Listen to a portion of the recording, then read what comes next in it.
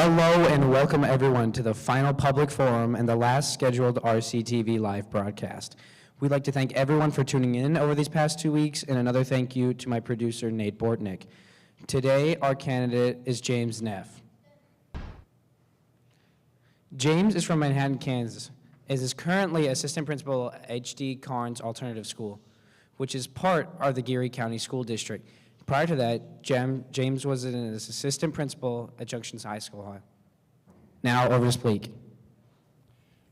Thank you very much. For those in person and for those joining us online, we appreciate you taking the time out of your schedules to join us for this important opportunity. We have a series of questions that we're going to offer to Mr. Neff to be able to answer. And without further ado, I'll turn it over to Christy and James.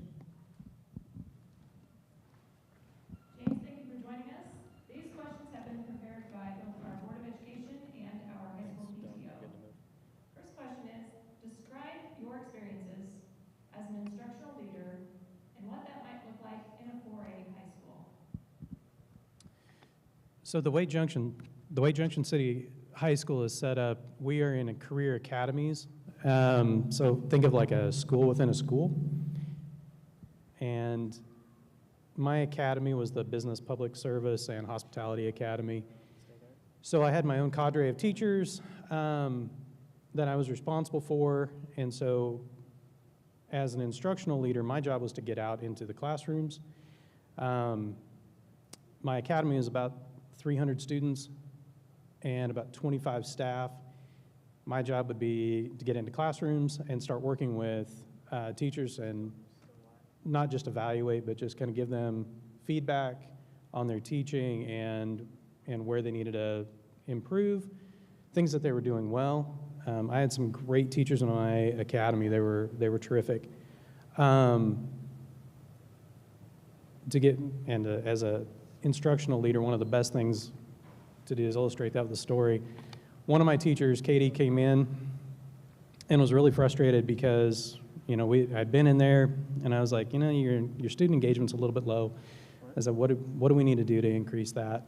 And as we were talking, she's like, I'm struggling with my vocab. I love doing vocab with my kids. I'm struggling with it. And I said, well, let's look at your grade book real quick. And we kind of went through and kind of analyzed where she was struggling in her grade book too, because they had a lot of missing assignments and some things like that. So we started kind of breaking it down. And it wasn't any punitive measure or anything. We were just kind of looking to see, okay, you're frustrated. Let's find out what's frustrating you. So as we started looking through that, she kind of honed in on vocabulary as something she wanted to focus on.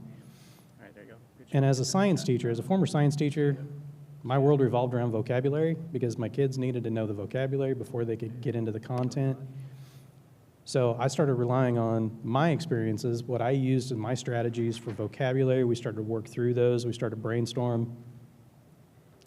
Gave her a few days. I went in to observe, and she happened to be doing a vocabulary activity that day. She told me to come in that day. Came in, and her kids were busy doing cooperative learning. They were doing these different activities. And she's like, I am so glad we had that conversation because now I feel more confident with that. Things are going so much better. My kids are happier about doing the vocabulary. They're actually turning stuff in with that. So now I think we can do so many different things. And her visits to my office were quite often. She'd come in and she's like, hey, can you help me brainstorm? Can you help me brainstorm on this? And she was a history teacher, not a science teacher. So, I was helping her out with that too. So as an instructional leader, part of what we do is just to help people brainstorm how they can do things better and what they can do to improve. And that's easy to do when you have teachers who want to do that. They're willing to come in. Had to work with a few teachers that were a little more reticent about some coaching, but we worked through those problems as well. And my academy did function at pretty high level on that. Given the size, this staff is actually a little bit bigger than my academy size. So, but those things will still translate over.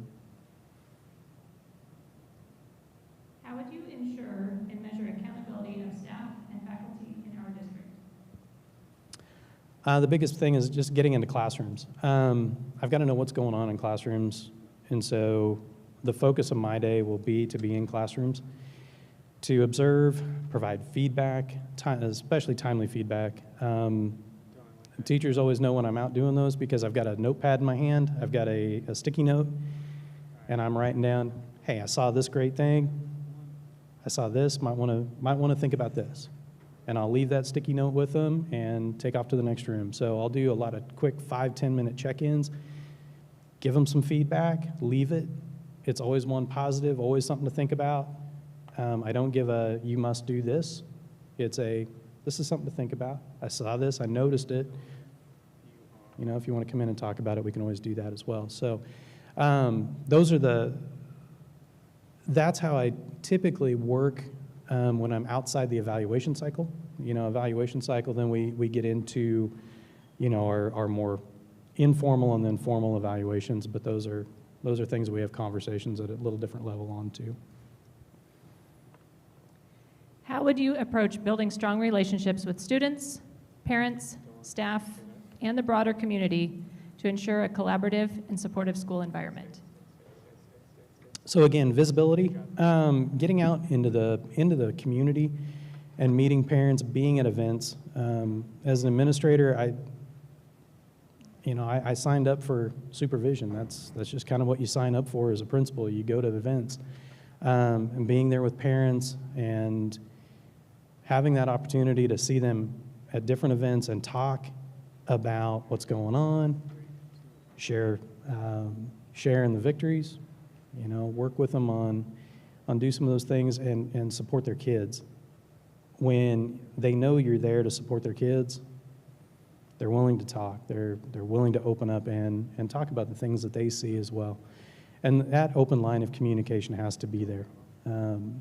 Also, transparency. I'm kind of an open book.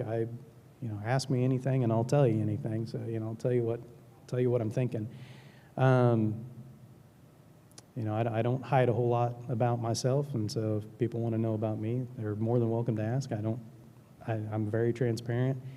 When we have issues, we're going to address those issues head on, and then we build that trust because we don't push things under the carpet, we don't brush things away. We address it, we get to it, and then we resolve that. What specific strategies would you use to ensure consistent, transparent communication with parents throughout the school year? Well, utilizing the communication tool that you have, I don't remember the name of it, Aptigee, okay. We use Parent Square, no less than weekly notes out to parents. We want to do newsletters and be very proactive on communicating with parents, getting things out, utilizing our student staff. You guys have a wonderful Rock Creek TV. That's a terrific medium to get information out to do that. One of the things I would like to do, if I've chosen to be here, which I hope I am, would be a weekly announcement, video with a principal. So that way it can be shown during advisory or during some other time. That way it's coming from one consistent source, and then let the students do the other announcements. But message from the principal every week, and given that it's going to go out, be on YouTube, everybody can see it, and everybody will know what we got going. It gives us a chance to highlight the great things that we're doing here as well. What strategies would you use to address challenges unique to small rural schools, such as limited resources, staffing, or access to extracurricular opportunities, while maintaining high educational standards? That's where our engagement with the community has to be at its highest. When you suffer for resources, I'm currently in that position myself, being an alternative school, we don't always have the most of the resources and those kind of things. So we have to get creative, and that means we got to create partnerships with different groups that can come in and help us.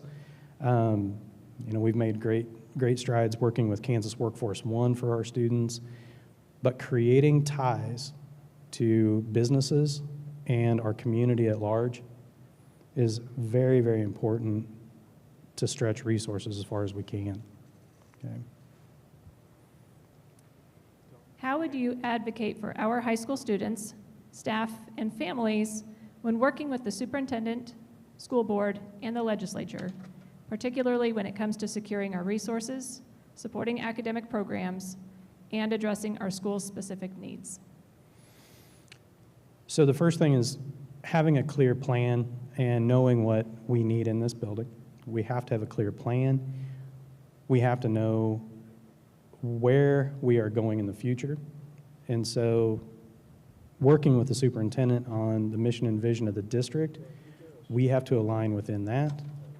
But then that allows us to say, okay, our kids are needing these things. You know, for instance, if we wanted to add a career tech pathway, how do we do that? Have a clear plan laid out and what that looks like down the road.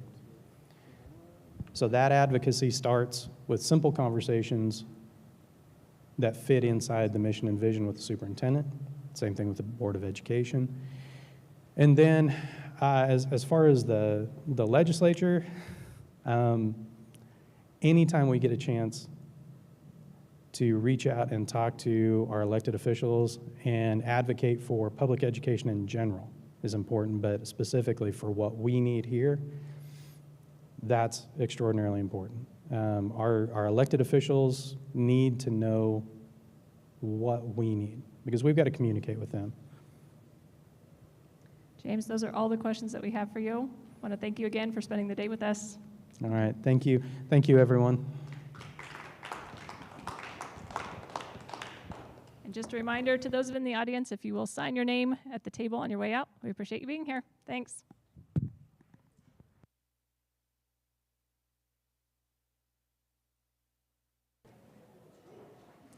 Thank you again to everyone who tuned in over these past 2 weeks to the RCTV live broadcasts.